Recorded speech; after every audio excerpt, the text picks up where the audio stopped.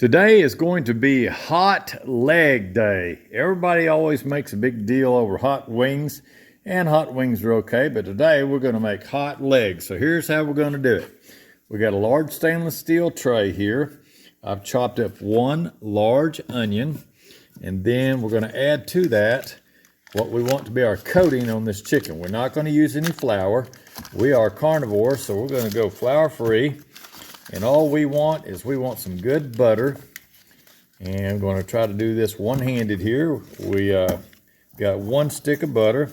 See some little brown bits there in the bottom. All that is onion. Nothing to worry about. We're going to smooth that out. The next thing, which is going to be my secret weapon today, is going to be, what will it be? Oh boy, look at that. That is some special stuff. I just cooked brisket, so we're going to use that. That is beef tallow and au jus. So you're going to have too much. I know it's going to be just the right amount. We've got a lot of chicken, so we're going to make this stuff swim. And I want this chicken to taste like beef brisket. Can you imagine that? One more dose of that. That stuff is so good. And we'll save the rest of that for later. I think that's going to be just the right amount. So this is not a cooking pan, but I'm making it into a cooking pan today. That's part of being on a whimsical farm, is we do things a little bit different from everybody else, and we are a little bit whimsical. So I am going to be buying a large, I believe it's a 15 or 16-inch pizza pan. And it's a great big round pan with high sides, double handles. And I'm going to use that as kind of a presentation tray to cook some chicken. So we're going to do some of that. And right now, we'll get this stuff melting. We've got some onions there. I'll add some garlic here later. But the first thing we're going to do is get all this stuff melted down, because we got somebody that's wanting to take a bath in this and get a little bit on the oily side. Wonder who that could be. Going to be some hot legs. Hot legs, already washed, pre-washed, and ready to roll. So let's get this butter going. I'm going to turn that up just a little bit. We'll keep that coated so it doesn't warp the pan out too bad. Won't take long. I turned that up to number 3 now. So as that's melting, we will go ahead and put a little bit of seasoning. Some of that's going to wash off, but we'll put a little bit of Tony's on this. Get just a start on the seasoning. Some of it's going to wash off. That's okay. We just get a good start. I'm going to use some of my dry rub. Main thing is to keep that chicken safe. It's got a little bit of salt in that. Dry rub, a little bit of cayenne. That way won't be any flies, won't be any weird things growing. I like to keep chicken either super cold or a little bit salted or smoked or something. It's got to have a little something all the time. Otherwise, it will get into trouble. Chicken is like that. It's not like beef. Beef you can leave laying out. You can leave it laying out until it gets all the way up to room temperature. Chicken I'm kind of picky on. I don't do that with chicken. So, like I say, some of this butter is going to wash some of this off, but we're not worried. We are doing this on a whimsical notion here. Just a little touch of dry rub. Like I say, some will rub off, some will rub in. Some will become part of the butter and the au jus, the beef, and that's fine. We're almost done with this over here. Trying to move like a madman. So that's something's starting to happen there. That's starting to melt. We'll give that just a little bit more horsepower. Those onions may caramelize just a little bit. They're going to just be blended in with the whole mix. So there's that. And we're going to get all this put together. This is going to be the pan we're going to cook in right here. We're going to lay it out real neat, but we'll do that later. Right now, we're just using, this pan is going to serve about 3 or 4 different purposes. It's going to be the prep pan, it's going to be the cook pan, and then it will also be the going into the fridge pan to draw from. As carnivores, we're not making this for restaurant quality or put on display per se. I will try to make it look really nice for my wife. So that's a good start. Let's make some of this chicken swim. Watch it swim. Now when it touches that butter, some of that chicken is going to grab that up, because this chicken still got ice in it, and it'll start grabbing up some of that butter. I can turn this stove off. And we will get that loaded. Say, my gosh, how many of these are you gonna make?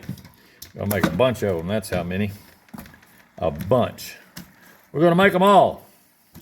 So how many of them gonna be cooking? A whole bag full. I love these because you can go to Walmart and get plain old, these are called chicken drumsticks.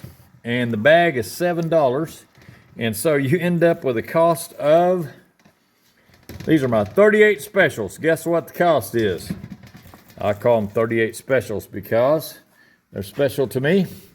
And it reminds me of the pistol, 38 special. And these are 38 cents a piece. So now let's get one more item. See if I can do this without losing everybody. I'll reach way over here to the refrigerator and pull out my secret weapon. Listen, if you're gonna make hot wings, you would get you some hot wing sauce. And my favorite brand by far, I call it Frankie's. You know me, I call it Frankie's. It is Frank's, look at that. Frank's Red Hot Original Cayenne Pepper Sauce. I love this stuff. I could have it for just pretty much anything. Love it. So how much you gonna put? Well, I'll tell you what. You push a button somewhere on your end and tell me when to stop. How does that sound? You think it's too hot or too spicy? Just push a button. Start sending me some text right now. You can do a feedback. Hit that subscribe button. Hit that like button, and then hit that other button that says, whoa, that's too much. This stuff is mostly vinegar. It's not near as much cayenne as somebody might let on. It's not as hot as some of the Mexican sauces are. It's a good coating. We are trying to make hot legs. Some people make hot wings. We are making hot legs, hot drumsticks. I'll use the whole bottle. Wow, that's a bunch. Do I have any left? Not much. Not much. You know what? That bottle was about a half a bottle. Say, how much are you going to put on that chicken? I'm going to put it on there until there's none left. That's what I'm going to do. My last name is Overstreet, and it's Overstreet because I overdo everything. All right, so let's look what we got.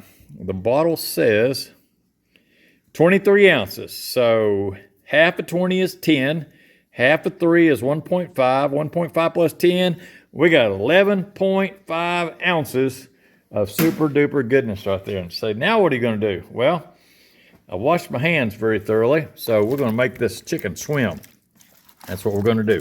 We're going to swim it, and swim it, and swim it. Make it swim.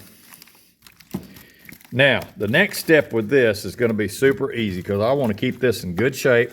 We got our butter on there. We got our au jus, which is the beef tallow and the nice beef drippings from the cow. When I cooked brisket, that was a couple days ago, and I save every bit of that. Carnivore people, they don't throw any juices away. If it's au jus, if it's fat, if it's natural juices from cooking, we save it all. We save it because that is our fuel. People that are not on carnivore, they're eating a bunch of starchy stuff and cakes and pies and ho-hos and ding-dongs and Coca-Colas and Pepsis and Mountain Dews and all that. They live off of sugar. They run off of sugar. They crave sugar. They eat sugar. They eat spaghetti, pasta, beans, cornbread, rice, all that stuff is sugar. And then somebody eventually says, hey, you're going to need a shot of insulin. And we say, no, we are not because we're not eating any sugar. So I'm trying to help you with this. Carnivore diet is an elimination diet. It's about getting away from sugar. It's about getting away from processed food. This is just plain old chicken. Yes, I did use some cayenne pepper and some vinegar. We're not scared of that too much. We're not 100% carnivore, but we are mostly carnivore. And I got some onions in there. We're going to add some garlic. So say, what are you going to do? You're just going to keep wrestling that chicken around, beating it up? Nope. We're going to let it rest. I'm going to stick that in the fridge, and I've got a nice stainless steel lid we're going to put over it and let that soak for 2 or 3 hours, and then we're going to cook it in a vertical wood smoker. Come on back and be with us just in a few minutes on your end. Bye for now. This chicken is all prepped up now except for one last step. And let's talk about something you got to do for that final prep. I've got all my sauces on there, got all my dry rubs except for one. But one thing you really want to be particular when you do this chicken, and this is just the cheap Walmart drumsticks. They've been thrown around the bag and mistreated pretty bad, and the skin will be all the way down around the ankle bone, and you don't want it that way. So take the time to grab this skin. I'm gonna make a shadow here and work that skin out, and you'll have to stretch it a little bit. Pull it out over the big part of it. You got to try to cover that up. You don't want any bare meat exposed because it will dry out and get ruined in a hurry. So here's my last step. Mr. Shadow Man here is gonna, this is what I'm gonna put on it right here. Smoked paprika. I'll try to do it from up above so that, wow, that stuff, I'm telling you, it is ornery. You know what I'm gonna do? I'm gonna take that lid off. I am tired of that thing mistreating me. It just does not want to come out, that shaker lid. I'm probably gonna make a mess, but here we go. Shadow Man. See if we can get some paprika. Oh yeah, we got paprika now. No lid. Look at that. We're gonna make that stuff taste like smoked paprika chicken. I'll probably use the whole container. I don't care. That thing has been mistreating me too long. Boy, that's some good looking stuff there now, isn't it? I'm telling you, that's gonna make like a beautiful, you won't hurt anything with paprika. It's not hot like, if that was cayenne pepper, I'd have a whole tray full of ruined chicken right now. But paprika, you can get by with it. You won't hurt anything, and it's gonna be delicious. So all I've got on here is I got dry rub. I do have some onion chopped up in there. I did put a coat of, a real nice coat of garlic powder, and I put some black pepper. So now let's, while that's sitting there, I'm gonna cover this up so it becomes a no-fly zone. Let's take a look at this fire and see what it's doing. Okay, wow, that is 475. This is gonna be fast and furious. That's what we're trying to do. We're trying to cook some chicken here, hot. So you can see the fire. That is a real fire right there. I love that fire. Let's put in one more piece of wood. Make it 2. We're gonna see how hot we can get this chicken.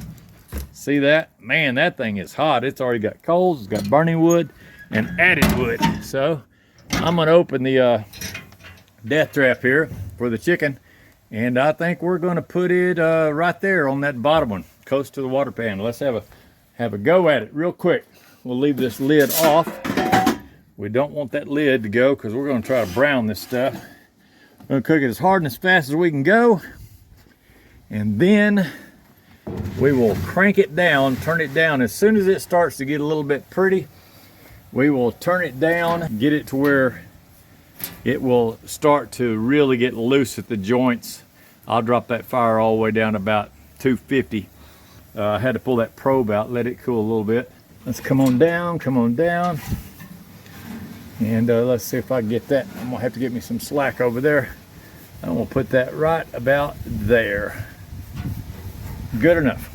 Okay, now we'll have a look at that. We'll lock that down, batten the hatches. I'm gonna cut that back to half throttle.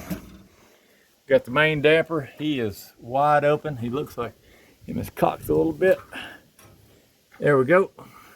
Straight up and down, wide open throttle. We'll call that all ahead flank. And we got that at 50% intake. And let's check over here, check on aisle 1 and see what that chicken says. It says it is 37 degrees. All right, we're gonna drop this set point down. And here comes a 180, if I ever did see one approaching. 180, okay, so when I see 180 on that, we'll get an alarm, which will be great. That chicken is, oh no, the temperature's dropping inside the chicken. Anyway, 36, just came out of the fridge, so it won't take it long to ramp up with, let's see what our fire is again. Let's check it one more time. Oh yeah, 425 range. The one closest to the water is in the 350 range. I'm pretty happy with that, half throttle. So we'll come back and check this in a little while. Thanks for watching. Over and out for now. Okay, that fire had dropped down a little bit. As you can see, we got down to about the 300 range, so we don't smoke it to death. Let's go ahead and take a look at the chicken. That way we can let that smoke bypass. Oh, the chicken's looking good. That skin's starting to draw up a little bit. That doesn't scare me a bit. Got a little bit of darkness on that skin. Again, not scared. Let's take a look at the internal temperature. Boy, it's starting over 35, 36, 37 now. It's jumped up almost 100 degrees. So one thing you want to be careful with when you're using a smoker is you don't want to try to cook with a smoldery fire, and that's what we got right now. We got a smoldery fire because I just added that wood and I just split it today. So it's not the bestest wood, but we're working with it. So here's what we're going to do. We're going to poke around a little bit, get that stuff to stop smoldering. That's got a good bed of coals. When you got a bed of coals, you got a little bit of forgiveness. You can make things happen if you got coals. It won't take long, but you want that stuff lit. Okay, see that thing reached ignition temperature? Ignition on the left. We need to fire the engine on the right. Come on, engine on the right. Fire up. Engage, engage. One more little blow here.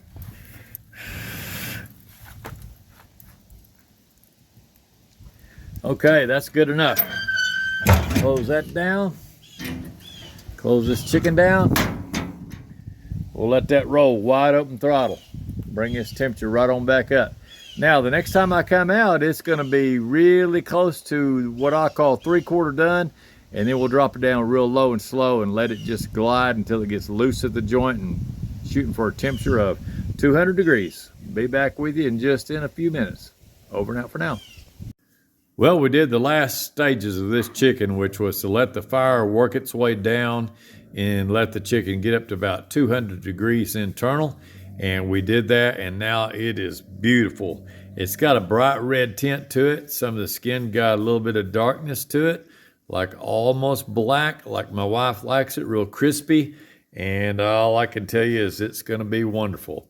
You're not gonna get a chance to see me eat it because I'm getting ready to head off to bed. So the chicken is done. Let's count this real quick, see what we can come up with.